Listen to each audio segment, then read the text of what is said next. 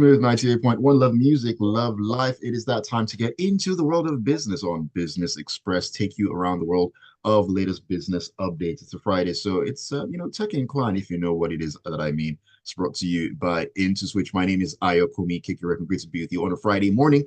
And joining me to talk about the issues on ground is my main man, Rotus. Rotus, good morning to you. Great to have you on Business Express this morning. Yeah, Ayo, good morning, good to see you. And in addition to being on drive as well, you're doing it all, man. We're doing it all. We do what we need to do. I mean, it's for the great people of Lagos, Nigeria, and the world beyond. All right, great to see you Yep. on a Friday morning, which is very unusual, but we kick on. Okay, so we are going to be talking about Donald Trump. He's been all over the news, and the Republican convention came up a couple of hours ago, Nigerian time and all that, and he had a lot to say, an hour long, hour and a half long speech, and so on and so forth. And he has laid down different markers, and he has said that from day one, he intends to end the EV mandate, and Yep. he's accepted the nomination of the Republican Party as well. What did you make of that speech? Because he had quite a bit to say, mentioning Joe Biden though only once. Yeah, but it was one of the longest speeches in the convention history. He started off okay. It looks like he was reading from a teleprompter, and he now went off scripts and reminded us about the normal Donald Trump that he is. He was rambling a lot. It was really long. It got really boring after a while. He now went back to familiar things like the China virus. These divisive things that he said in the past. So it's not how you start, it's how you finish. I think if you're Democrats watching that, I saw a tweet from California Governor Gavin Newsom saying, look, this man is still lying. He's still the same old Trump. He's still very beatable. So I think if you're in the middle of the road, in neutral, you probably didn't see much that tells you that this is a person who has changed much. I mean, he did mention the attempted assassination thing that Mm. if not for God, he wouldn't be there and so on and so forth. But he just went on and on and on, and the age thing came up again. People just saw an old man who was just rambling. So it kind of lost me towards the middle and the end. I didn't really want to watch anymore. Well, you know what they say, you can't teach an old dog new tricks, and that probably Exactly. rang true in the speech that he made. Now, the tech part of this convention is making headlines. Now, he said that he's going to end America's electric vehicle mandates. Now, why is that making the news? Well, because of the renewable energy drive, remember that he removed America when he was in office. He took America out of the Paris Climate Agreement. Hmm. He's very pro fossil fuels.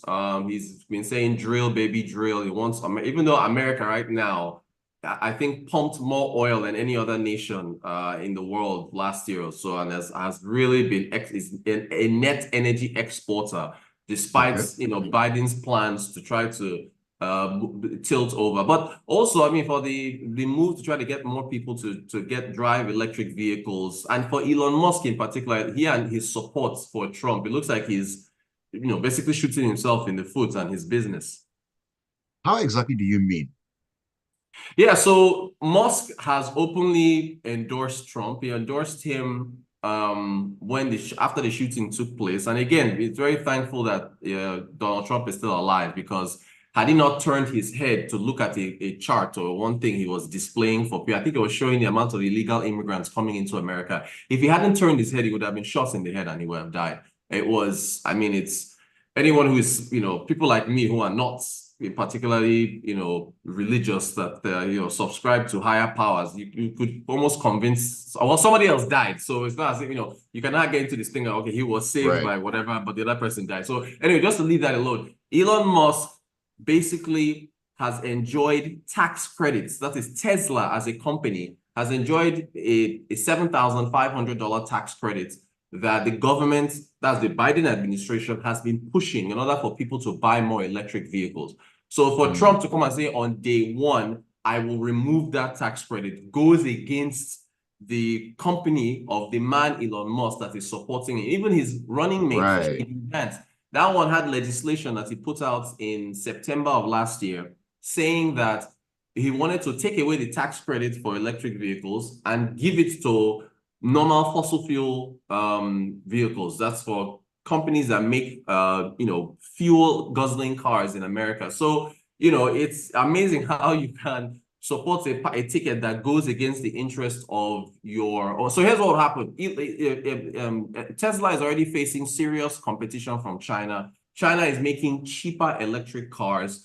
If you take away the tax credits, basically the business model is impacted because the cars would become more expensive. And so they would have to raise the prices of the average Tesla that he sells. And if that happens, it means less people will buy the cars, and then he now loses more market share to other competitors. And it's not just him. Other electric vehicle makers, General Motors, Ford, they would also be affected. So that's how that would work. Okay, now let's take a look at things from another perspective. What exactly would happen to the renewable energy plans that Joe Biden has if Donald Trump wins the election? Yeah, so JD Vance said, there's something they've been calling the Green New Deal, and that Green New Deal is supposed to be a push towards electric vehicles, a reduction in CO2 emissions, more people riding bicycles, and so on and so forth. So all this has been part of what Biden and the Democrats are trying to push. JD Vance called it the Green New Scam. I mean, he said that when he was giving his own acceptance speech yesterday. So all that goes out the window, which is why Biden has been so adamant not wanting to leave the race, because so many people have been trying to push him out. It's basically like, man, all this work I put in, this man is just going to come and upend anything. I'm the only one that can beat him. And that's I feel for him as to why he doesn't want to leave the race. But that's essentially what would happen. They would just but right now, traders, people are taking bets, and you see them, energy stocks are going up. Pro-fossil fuel business models are going up because in anticipation of, okay, if Trump wins, let me buy stocks in these energy companies for fossil fuels because I believe they will go up. Those are the kind of things that you're seeing right now in the markets. All right. So I'm actually glad you mentioned his VP pick, JD Vance. Now, who said about Elon Musk? You mentioned that there's some lessons that Nigeria can actually learn. Now, what exactly are those lessons that can be learned? Well, it was funny enough. It was JD Vance was very interesting. There's so many twists here. JD Vance was praising Elon Musk yesterday. I think it was in an interview after his speech, and he basically said, "Look, Elon Musk is the type of person that any economy needs. He's an innovator. He builds things." So he said he builds cars. Even though the cars he builds are what JD Vance and Trump want to overturn, he builds cars. He builds rockets. He builds satellites. So he was referring to Tesla. He was referring to SpaceX. He was referring to the internet, Starlink, the internet company. So he's saying every economy needs an innovator because innovators create jobs, which is what we here in Nigeria and elsewhere we need innovators, because right now if you look at unemployment and so on and so forth, there are a lot of young people out there that need to be put to work, and so innovation is how you create jobs. So everybody needs an Elon Musk basically. Everybody needs an Elon. I mean, just looking at that one man and what he's contributing to the American economy, it's absolutely mind-boggling what he's able to do. Let's take a message on WhatsApp real quick. This is from Tayo. Tayo says that I don't know which politics is more interesting, Nigeria or the US. And he says Elon Musk, but I believe he's playing on Elon Musk here. He's about to tank his business because of political ambition. A complex situation of two peas in a pod. I'm equally interested in the VAR technology used to determine the short trajectory on Donald Trump. Technology is working. Yeah. That is very, very tongue-in-cheek. I see what you did there. All right, so back to the conversation, Rotus. Now, speaking of Nigeria, bringing it back home, a new minimum wage has been announced, 70,000 naira. It was all over the news yesterday, all the rage this morning. Where do we go from here?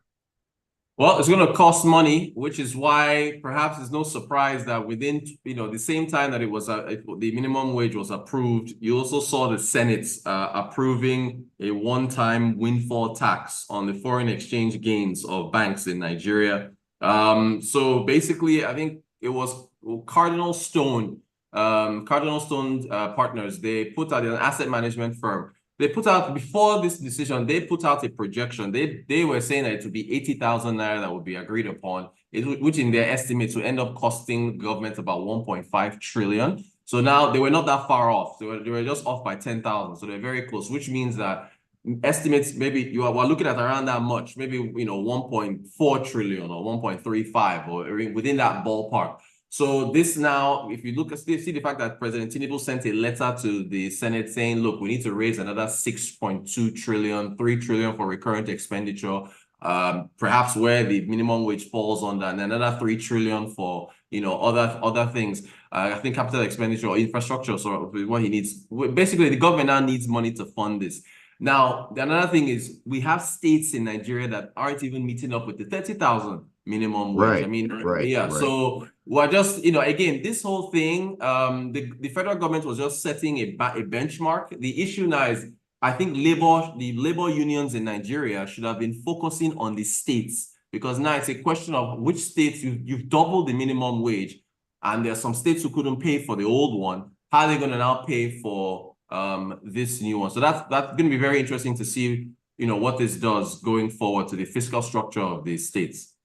Definitely going to be very, very interesting. I've been saying this for the past couple of weeks. Interesting days are actually ahead, and that is the true story. Thank you so much, Rotus, for joining me this morning on Business Express. A pleasure always talking to you. Thank you so much, Ayo. Thanks to everybody out there. Catch you guys on Monday. Enjoy the weekend. All right. Enjoy your weekend. Thank you so much for being a part of Business Express, brought to you by IntoSwitch. Stick around and keep listening. The Smooth Breakfast will continue as we journey along to the 7 o'clock and then the 7:30 hour, where Freshly Pressed will come your way for all the major headlines making the news, making the rounds across Nigeria. Brought to you by IntoSwitch. Transaction solutions you can depend on, with critical focus on the Nigerian economy.